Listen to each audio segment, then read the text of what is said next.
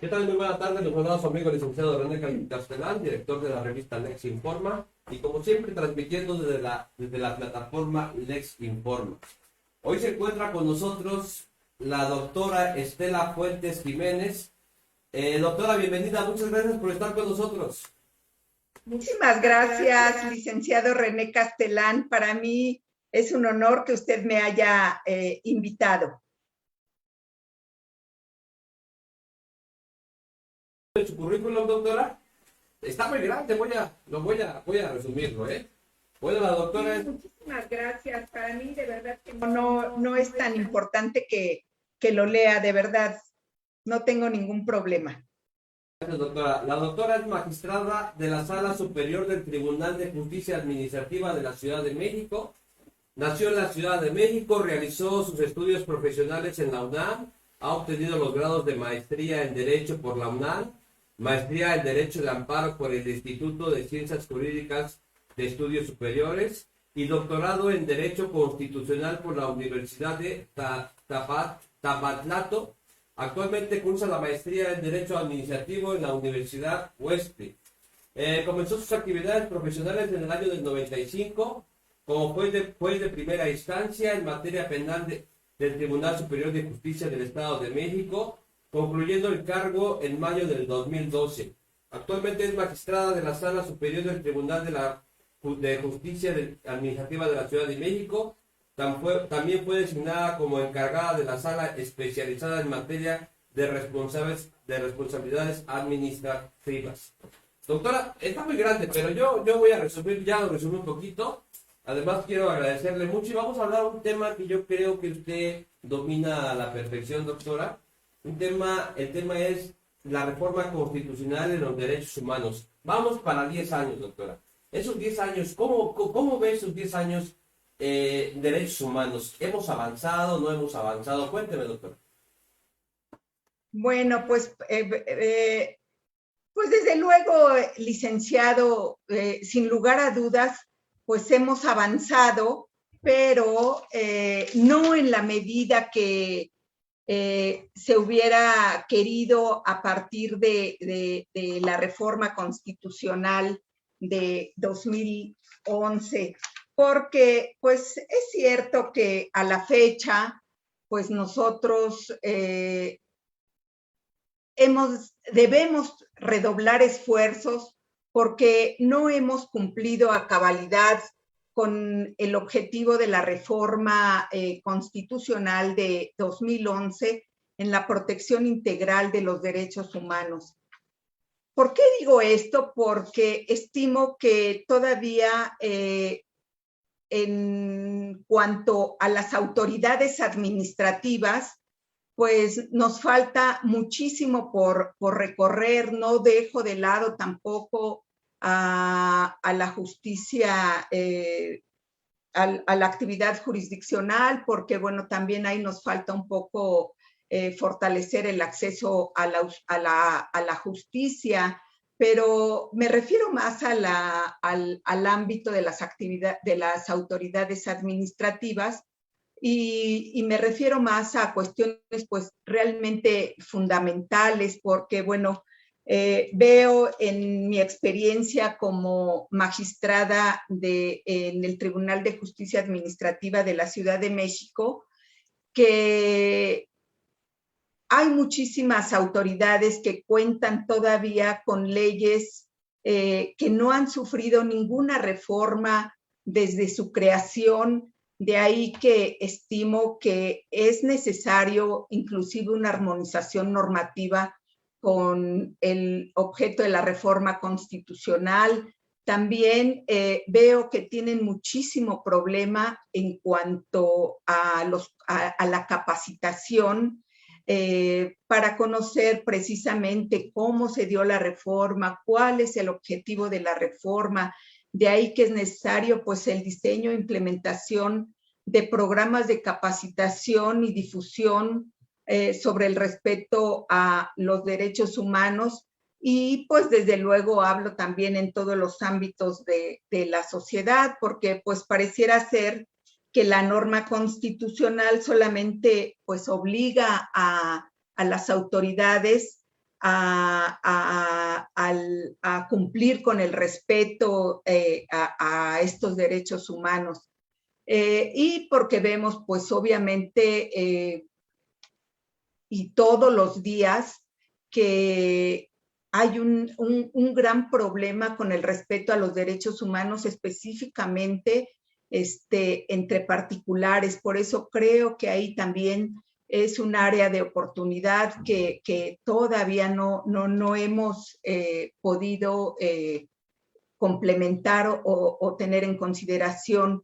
También pues hay otros temas como pues la equidad de género, que también necesitamos pues fortalecer, trabajar muchísimo en ese tema, porque pues aun cuando sabemos que hay muchísima jurisprudencia con relación a ese tema, que la Suprema Corte de Justicia pues nos ha mostrado cómo debemos interpretar y conceptualizar este tema de equidad de género, que por ahí también tenemos un protocolo para juzgar con perspectiva de género, que por cierto últimamente ha tenido una gran reforma.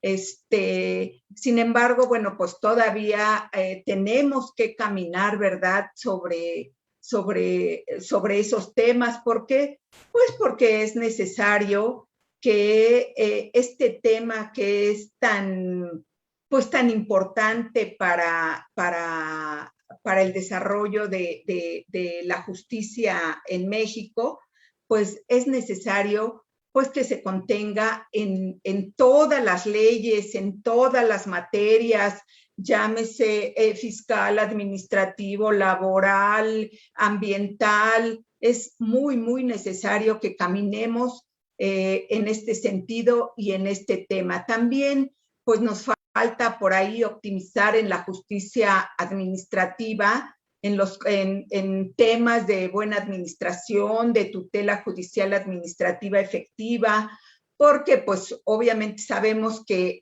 estos principios que nacen desde luego de aquellos que se contienen en el artículo 1 constitucional y que son la interpretación conforme y el principio pro persona, pues de aquí nacen este principio a la buena administración, que desde luego pues ya algunas constituciones ya las contienen, y algunas leyes locales. Por ejemplo, la Constitución de la Ciudad de México pues ya contiene ese tema. La Ley Orgánica del Tribunal de Justicia Administrativa de la Ciudad de México pues también la contiene. Sin embargo, ¿por qué digo que nos falta optimizar? Porque aún no tenemos una normatividad que regule la substanciación de este tipo de juicios o de procedimientos, que desde luego tengo la certeza que tienen pues una naturaleza jurídica totalmente distinta a los juicios de nulidad que comúnmente resolvemos. Y en cuanto a la tutela judicial administrativa efectiva, pues también ahí es muy necesario que caminemos. Sé que esta figura pues va más vinculada con las funciones de las autoridades eminentemente administrativas, pero pues reitero lo que dije a principio cuando empezamos a platicar, que falta muchísima capacitación e información a las autoridades administrativas para el efecto y para lograr el objetivo de la reforma constitucional. Y bueno, también estimo que sí hemos tenido muchísimos avances en el tema de derechos humanos, pero finalmente creo que no se ha cumplido a cabalidad, pues reitero, con el objetivo de esta reforma constitucional, y lo vemos, ¿verdad?, porque existen una serie de problemáticas concretas en nuestra sociedad mexicana que diariamente amenazan o vulneran los derechos humanos. Eso lo vemos en todas partes, todos los días, lo oímos en las noticias, por ejemplo, la violencia en todas sus formas, los homicidios, los feminicidios, la inseguridad, la corrupción, la pobreza, la desigualdad, etcétera. Pues son cuestiones, licenciado, que estimo que todavía tenemos muchísimo camino por recorrer y que aun cuando también podamos hacer gala de algunas, de lo que hemos avanzado con esta reforma constitucional, finalmente creo que tenemos que trabajar sobre estas áreas de oportunidad que le he comentado.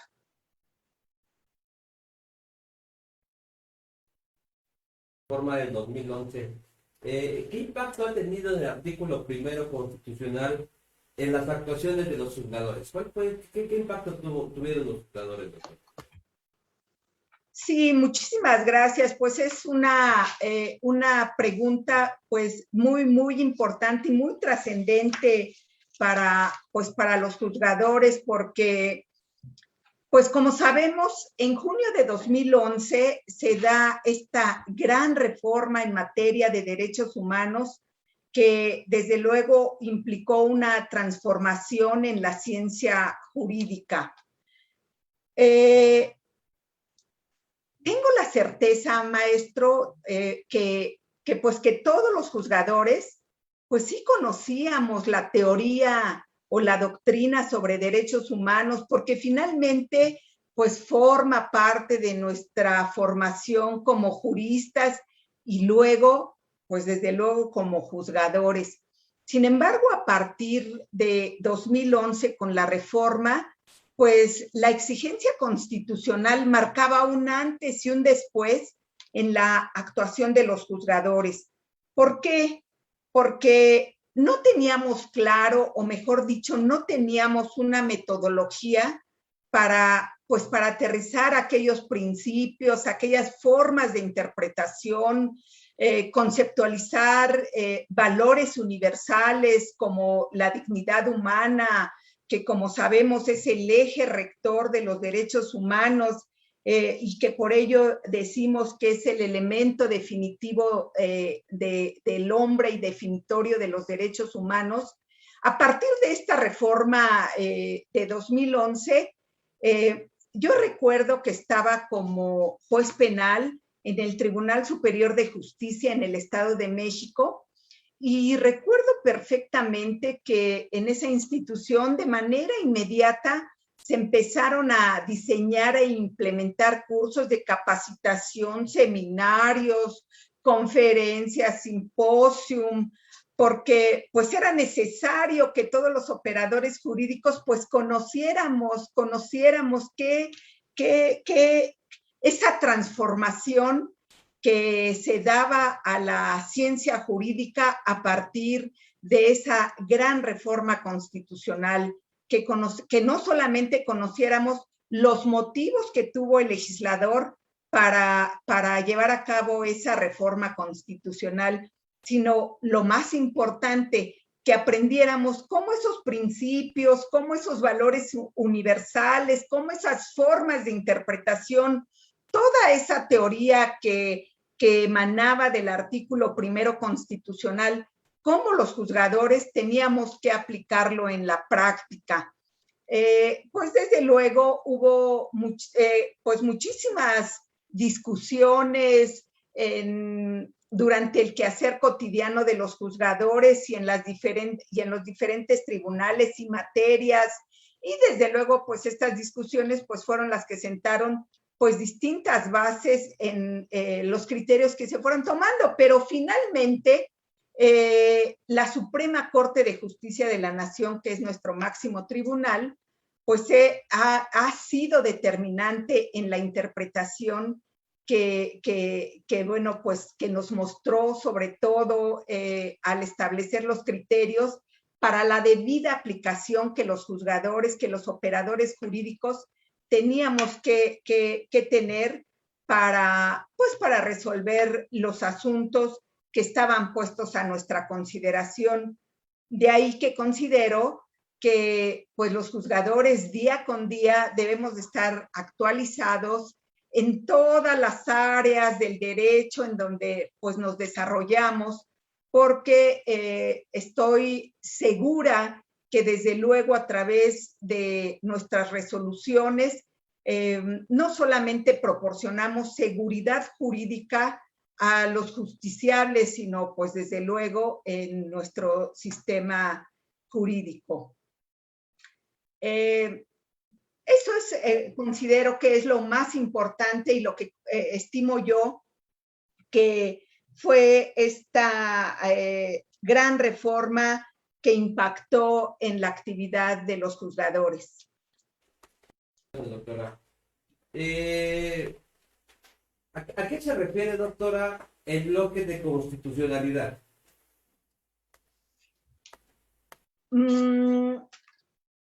Pues recordemos, licenciado, que el artículo primero constitucional, bueno, hablemos un poquito antes de la reforma constitucional al artículo primero, y aquí pues obviamente pues prevalecía el principio de supremacía constitucional. Ya con la reforma de 2011 al artículo primero constitucional y con la constitucionalización de los derechos humanos, pues aquí ya se establece que los derechos humanos están reconocidos en la Constitución y en los tratados internacionales. En este sentido, si el bloque de constitucionalidad está compuesto, como todos sabemos, por normas, principios, valores que sin aparecer formalmente en el texto constitucional, son utilizados o los podemos utilizar como parámetros de control de constitucionalidad de leyes, luego entonces son verdaderos principios y reglas de valor constitucional. De ahí que la existencia de un bloque de constitucionalidad, ¿qué es lo que implica? Implica identificar todas las normas, principios, reglas, valores, como ya dijimos, que aunque no estén perfectamente establecidos o textualmente establecidos en la Constitución, pues son materialmente constitucionales. Dentro de tales normas y valores que están integrados en la Constitución, en nuestra Constitución general, ya sea de manera expresa o bien tácita, pues principalmente encontramos, como lo sabemos, pues aquellos estándares internacionales sobre derechos humanos. Y bueno, quisiera poner un ejemplo para que nuestro auditorio pudiera identificarlo un poco más. Por ejemplo, el artículo 105 constitucional en su fracción segunda, inciso G, nos remite expresamente a normas sobre derechos humanos de los tratados internacionales de los que México forma parte. Por ejemplo, tal es el caso de la Convención Americana sobre Derechos Humanos, el Pacto Internacional sobre Derechos Civiles y Políticos, que reconocen el derecho humano a la libre expresión. Es decir, así como este artículo constitucional, pues hay otros tantos, tanto en la Constitución como en leyes federales, en leyes locales, que nos remiten en este mismo sentido. De ahí que todo este tema, pues tan efervescente en su momento, dio pauta a diversas interpretaciones que se pronunciaron finalmente en las sentencias que los juzgadores emitíamos o que pronunciábamos. Y bueno, ahí fue cuando pues algunos juzgadores reconocíamos que los derechos humanos que se contenían en los tratados internacionales tenían el rango de constitucionales, otros pues no, todavía no aceptaban tanto porque, bueno, ellos comulgaban más con el principio de supremacía constitucional. Sin embargo, podemos ver y sabemos que este conflicto se dirimió o se resolvió con aquella famosa contradicción de tesis 293/2011, en donde la Suprema Corte de Justicia de la Nación estableció que la Constitución incluye dentro de su catálogo pues a todas las normas de derechos humanos reconocidas en los tratados internacionales y que hayan sido ratificados por el Estado mexicano. Algo muy importante que a mí me parece que se advierte de esta contradicción de tesis es que hizo hincapié en que solo se refiere al reconocimiento de normas y tratados internacionales vinculados con derechos humanos, no con otros temas, no con otras materias. Y eso fue lo que a mí también me llamó muchísimo la atención respecto a esta contradicción de tesis que resuelve finalmente este conflicto del que estamos comentando. ¿Qué pasó con ese principio constitucional? ¿Qué pasó con el principio constitucional de supremacía? ¿Qué pasó con el principio de supremacía constitucional?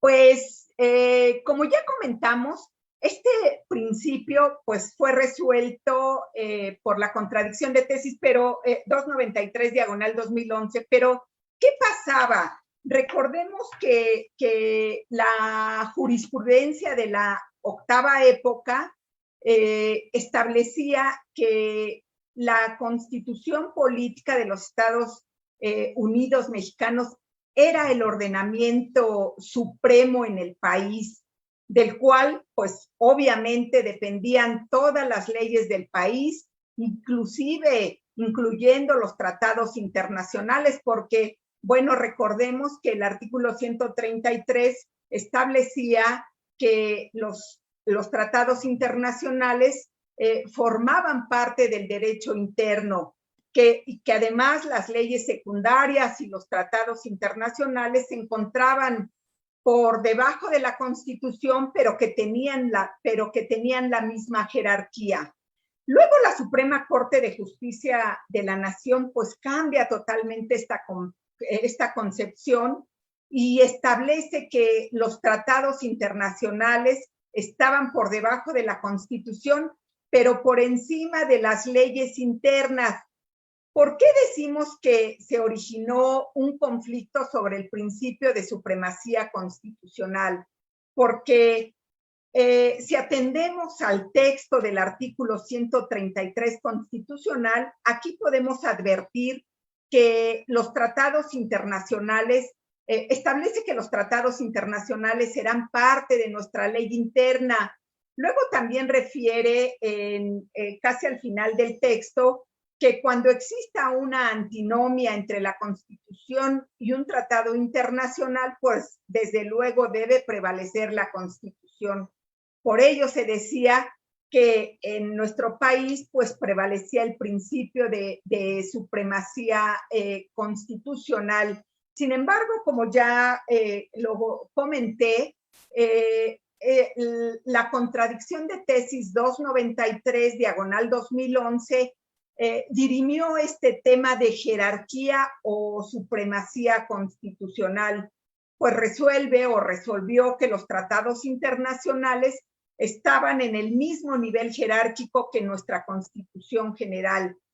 También se estableció en esta contradicción de tesis que cuando hubiera contradicción de criterio entre la Constitución y los tratados internacionales, pues debía finalmente prevalecer nuestra Constitución.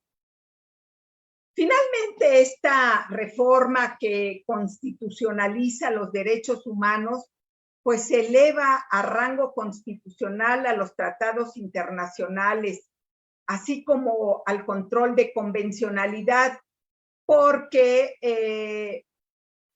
recordemos que si hacemos control de convencionalidad, quiere decir que el acto o la ley que estamos juzgando, pues lo oponemos al tratado internacional. Y cuando se hace control de constitucionalidad, que desde luego sabemos que este control de constitucionalidad obviamente solamente lo pueden realizar pues los juzgadores en materia federal, pero finalmente sabemos que el acto, la ley que se está juzgando, se opone a la Constitución. Y en ese sentido, bueno, como lo he comentado, lo mismo pasa con este control de convencionalidad. Por eso estimo que también se eleva a rango constitucional. Y aquí sí quiero hacer hincapié, no porque el control de convencionalidad tenga la misma jerarquía que la Constitución, sino que la misma Constitución reconoció a este tipo de control que tenía que realizarse en defensa de los derechos humanos. También, bueno, pues por eso lo consideramos en este rango. Otro tema que considero también importante en este momento es que sabemos que en las leyes ordinarias también se contienen derechos humanos en su texto, pero esto no quiere decir que estas leyes ordinarias que contengan derechos humanos pues estén elevados a rango constitucional.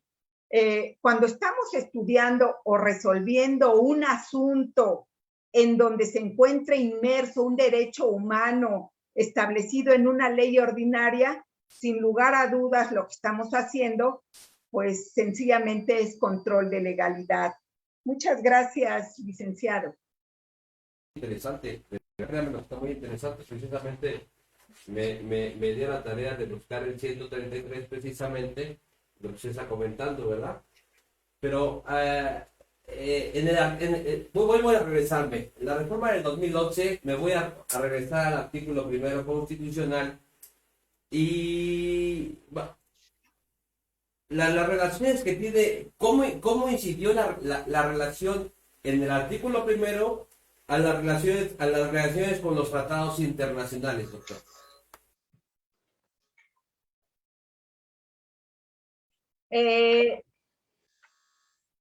¿Cuál fue el impacto? ¿Qué pasó con el artículo primero constitucional en relación con los tratados internacionales? Ok, bueno, ya lo comentamos, licenciado, que dijimos que pues que en nuestro país existía un principio de supremacía constitucional, esto con antelación a aquella reforma de junio de 2011 sobre derechos humanos, en donde esta constitución reconocía a los tratados internacionales solamente como parte del derecho interno y que, bueno, ya lo comentábamos que la Constitución pues era la ley suprema en nuestro país. Ya con la reforma constitucional de 2011 y lo resuelto por la famosísima tesis, contradicción de tesis 293/2011, pues ya se reconoce a los tratados internacionales sobre derechos humanos con la misma jerarquía que la Constitución general, licenciado. Muchas gracias.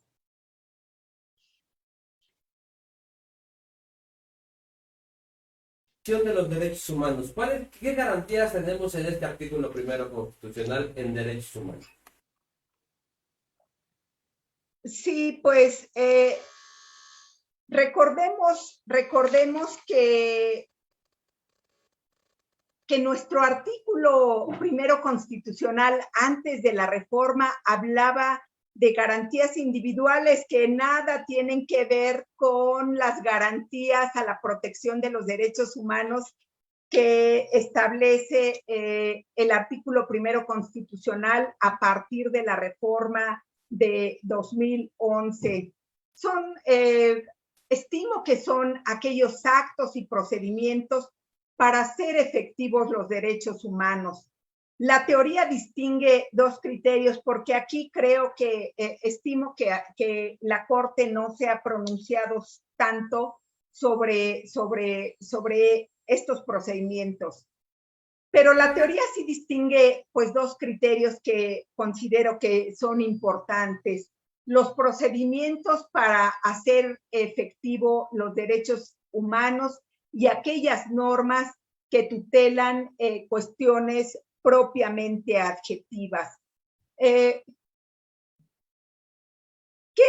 ¿A qué se refieren los procedimientos para hacer efectivos los derechos humanos?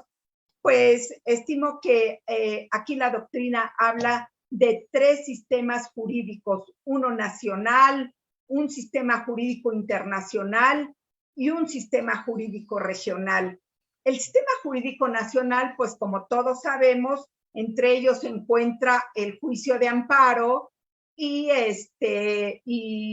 todos los juicios que se sustancian en las diferentes materias y en los diferentes juzgados en el ámbito de las respectivas competencias que tenemos los juzgadores, pues aquí obviamente debemos atender un poquito al control difuso que también nace, ¿verdad?, con este artículo primero constitucional que a través del cual se dio la reforma de 2011.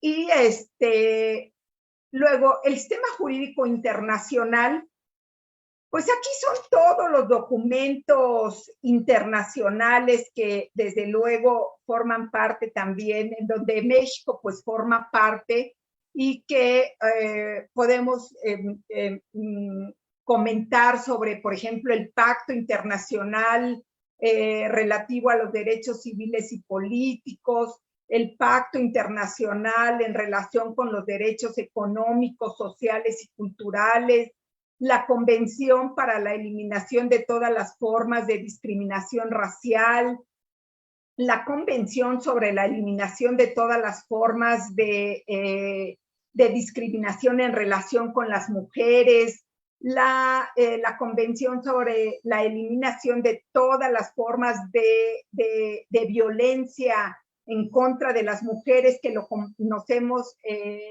comúnmente como CEDAW por sus siglas en inglés, la Convención sobre la tortura. Pues todos estos sistemas jurídicos internacionales pues marcan la pauta para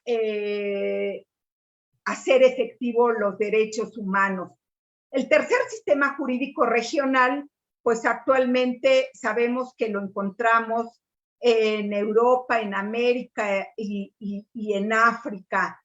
Y respecto de aquellas normas que tutelan cuestiones adjetivas, por ejemplo, tenemos los artículos 14 y 16 constitucional. El primero, pues desde luego protege la garantía de audiencia, mientras que el artículo 16 constitucional, que aun cuando contiene pues diversas cuestiones sustantivas, finalmente también la doctrina determina, ¿verdad?, que nos ayudan para hacer efectivos los derechos humanos.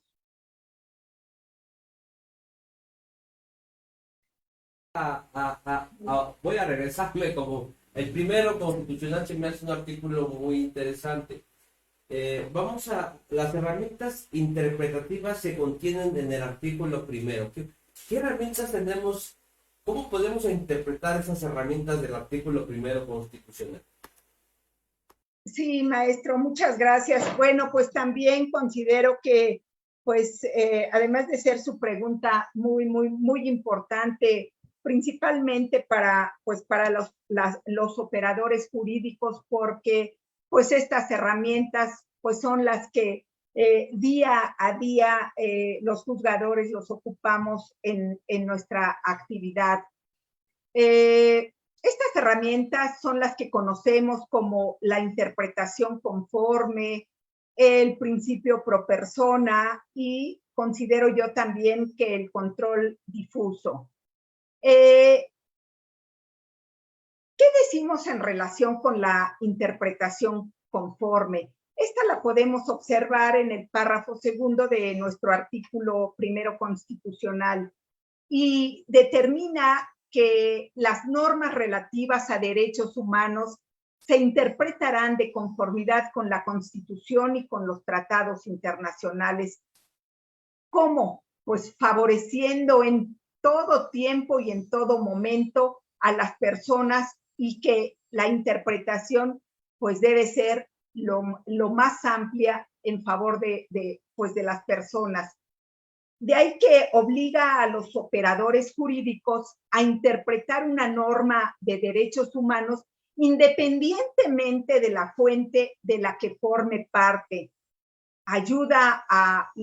Nos ayuda a los juzgadores cuando pues una ley no se entienda, porque es obscura, porque se tiene una interpretación que da lugar a varias posibilidades.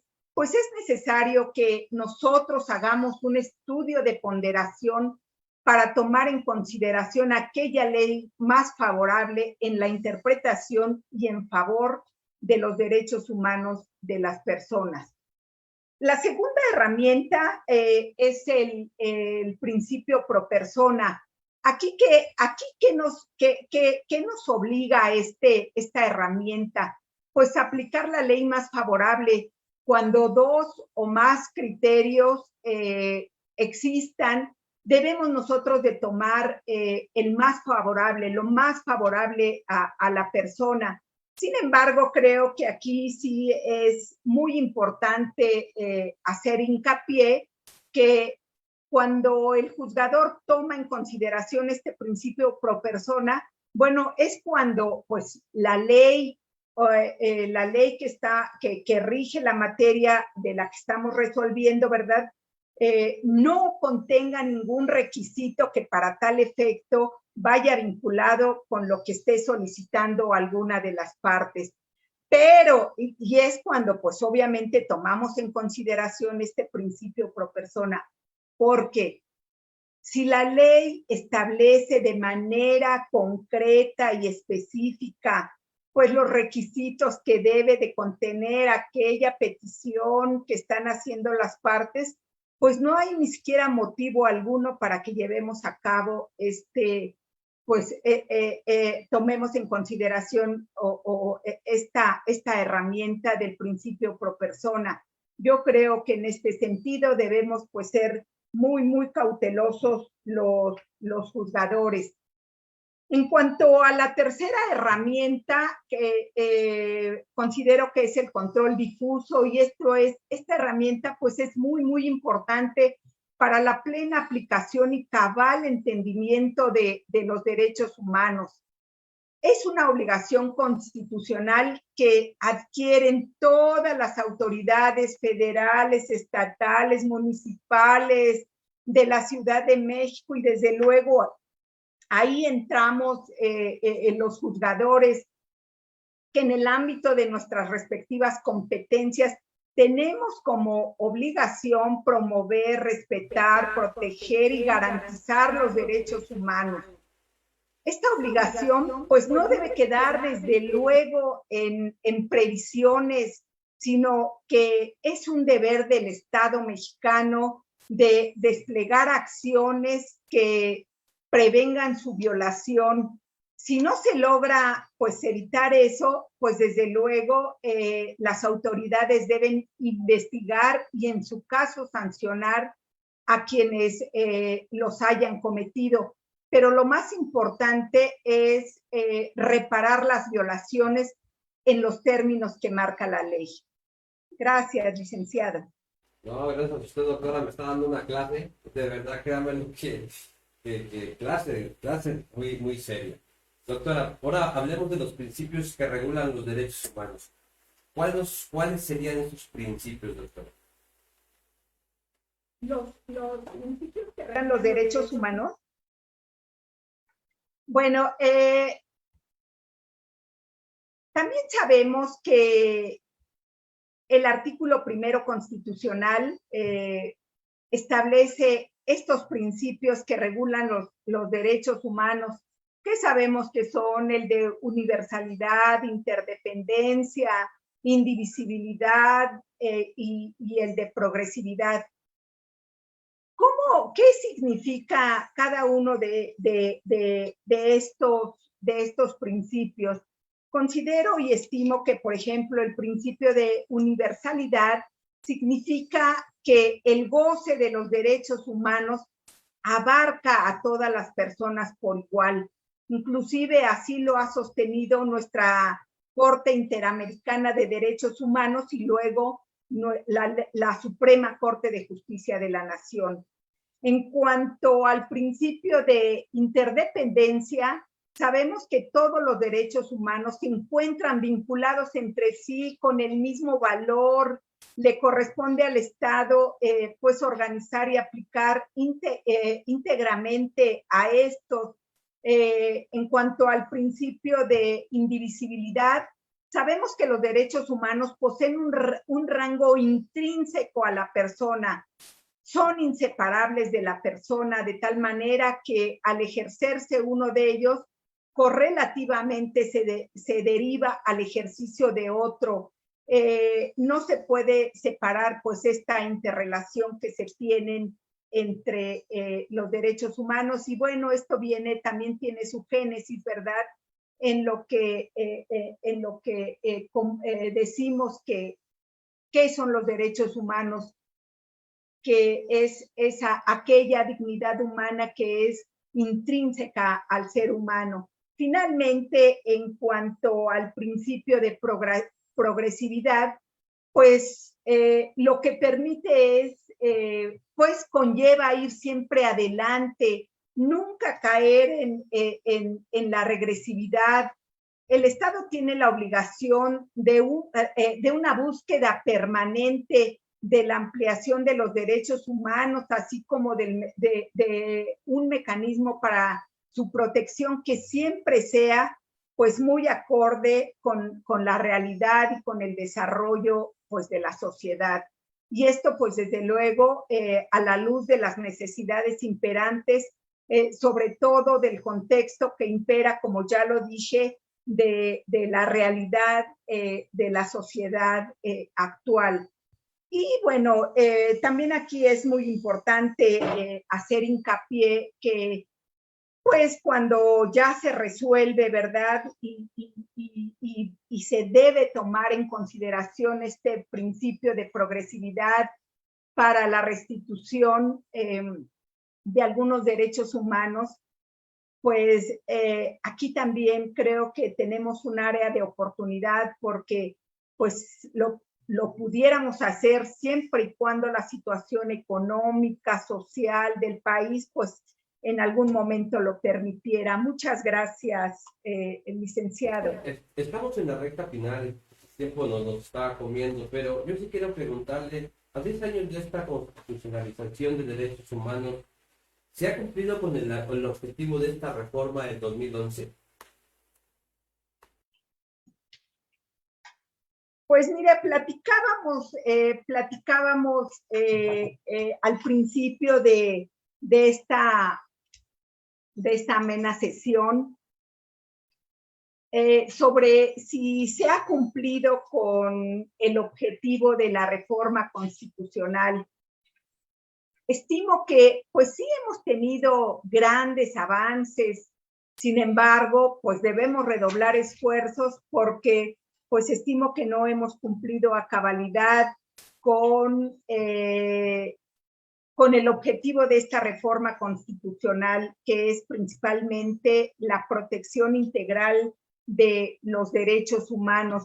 Ya comentamos que todavía falta redoblar esfuerzos en cuanto a diversos temas como son la equidad de género, como en la justicia administrativa, implementar legislación para los juicios de buena administración, también llevar a cabo la cultura del respeto por los derechos humanos, específicamente en cuanto a los particulares. Ahí creo que tenemos pues una gran área de oportunidad que tuviéramos que que trabajar, maestro. Efectivamente, doctora, pero ya son 10 años que entró en vigor esta reforma constitucional y aún así efectivamente falta, pero pronto yo confío que pronto lograremos ese respeto a esos derechos humanos que tanta falta hace, doctora. De verdad, siempre creo yo, bien acertadamente usted lo comentó, se violan muchas veces nuestros derechos humanos, y como bien lo dice el artículo primero, doctora, yo quería leer el principio del artículo primero a nuestros seguidores que nos están viendo. Bien lo dice, como usted bien lo decía,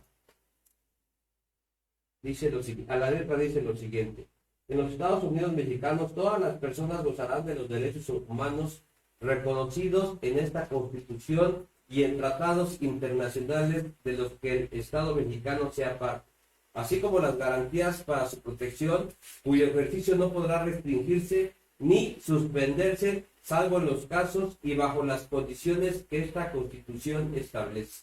Como bien usted lo ha hecho acertadamente, doctora, le agradezco muchísimo. Tenemos algunos comentarios de nuestros seguidores, doctora. Permítame decirle. Mire, dice Maggie, dice excelente tarde. Isabel dice buenas tardes, magistrada doctora Estela Fuentes Jiménez. Saludos desde Tlaxcala. Laga Manuel Juan dice buenas tardes, magistrada. Saludos de Irapuato, Guanajuato. Félix Bautista dice buenas tardes desde Ciudad de México. María Felipa Bautista, una servidora. Arturo Pérez Reyes dice buenas tardes, magistrada, un gusto escucharla, gracias a Lic Castelar por esta ponencia. Frida dice saludos. Martín Valderas dice buenas tardes desde Zacatecas y al pendiente de la charla. María Ojadi dice gracias Lic René por acercarnos a la doctora del derecho, saludos. Jueza Norma Martínez dice mi respeto y admiración para la doctora Estela Fuentes Jiménez. Adriana Morales, qué increíble tema, magistrada Estela, es interesante su charla y qué gran director parece de televisión profesional, sigan así. Luis comenta, excelente ponencia de la magistrada doctora Estela Fuentes Jiménez. La jueza Eva María Zarza Vargas dice felicidades, magistrada Estela Fuentes Jiménez. Siempre es un deleite escucharla y aprender de su conocimiento y experiencia en el ámbito jurisdiccional. Enhorabuena, Lic Castelar, por la excelente labor jurídica que realiza y el contenido de la revista que honorablemente dirige. Pues doctora, yo también creo lo mismo que dicen nuestros seguidores, pero hay una pregunta que le hace la jueza Norma y dice, ¿cuál es su opinión respecto a los derechos humanos en la relación entre particulares?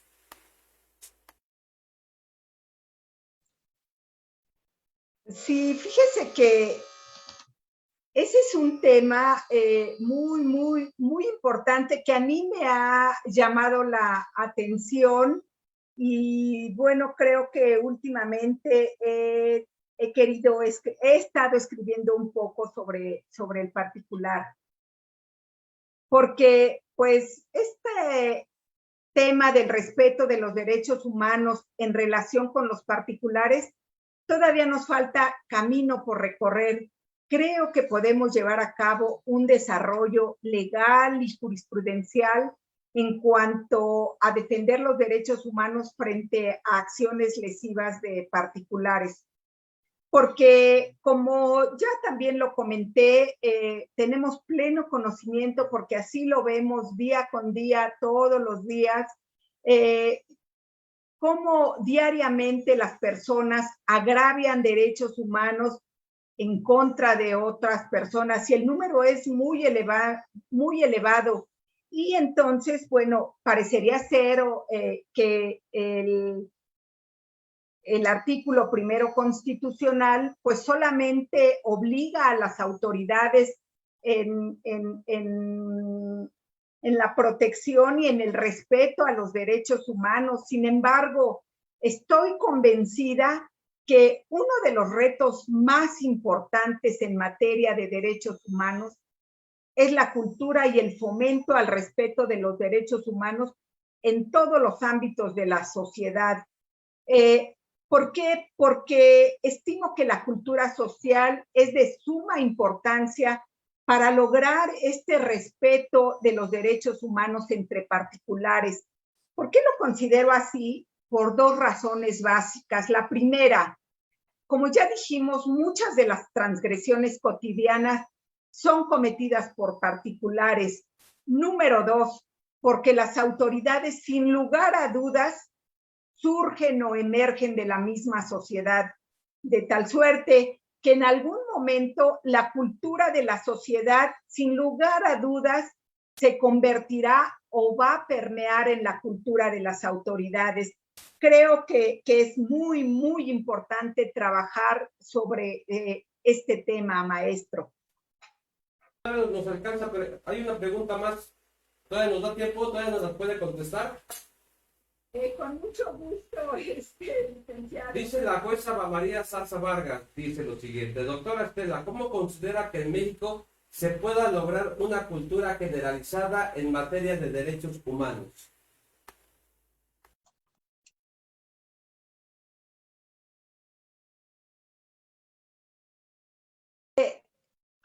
Pues creo que se responde, considero que se responde con lo que hemos venido comentando. Si nosotros solamente atendiéramos a lo que preceptúa el artículo primero constitucional en el sentido de que solamente las autoridades del Estado mexicano tienen la obligación de respetar, promover, garantizar los derechos humanos, pareciera ser que ahí no entra el resto de la sociedad, todos los particulares, y considero que para que se cumpla con ese objetivo de la reforma constitucional, pues es sumamente necesaria la cultura social, la cultura y el fomento al respeto de los derechos humanos en todos los ámbitos de la sociedad y primordialmente en los particulares, porque pues reitero, diariamente vemos cómo los particulares vulneran o violan derechos humanos en contra de otras personas. Entonces, bueno, pues es muy, muy necesario que trabajemos en el tema de la cultura social, que es de suma importancia para lograr el respeto de los derechos humanos, pues entre particulares también, y pues lograr el objetivo de esa gran reforma que estamos cumpliendo 10 años de su inicio. Muchas gracias. Por último, tiene algunos saludos más. Gers Mirna dice: muchísimas gracias por todo lo que compartió, doctora. Saludos desde San Diego. Lidia Salazar dice: muchas felicidades, excelente doctora, mil gracias. Laura de Jesús dice: magistrada Estela Fuentes, excelente, mi admiración y respeto. Irma Fuentes Jiménez dice: excelente ponencia, magistrada doctora Estela Fuentes.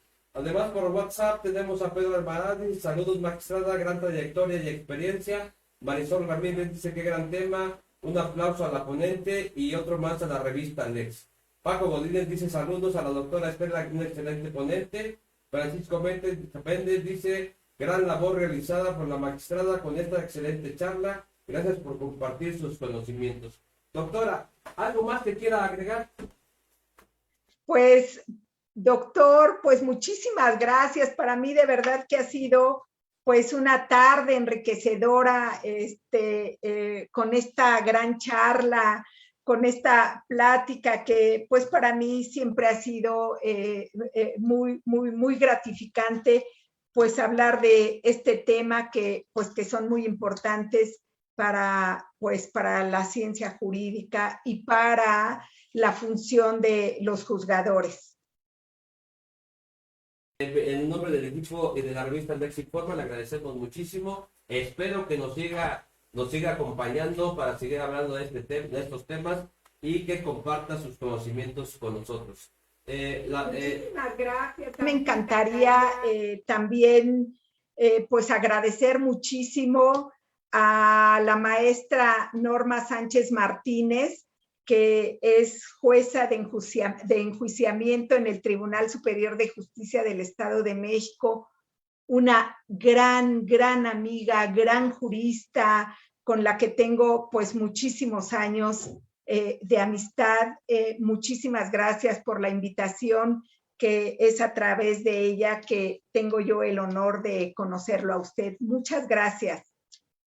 Gracias a usted, doctora. Bueno, nos despedimos con la doctora Estela Fuentes Jiménez, magistrada de la Sala Superior del Tribunal de Justicia Administrativa de la Ciudad de México. Doctora, le envío un fuerte abrazo. Muchas gracias por estar con nosotros. Muchas gracias y buenas tardes a todo el auditorio. Gracias. Hasta la próxima. Gracias.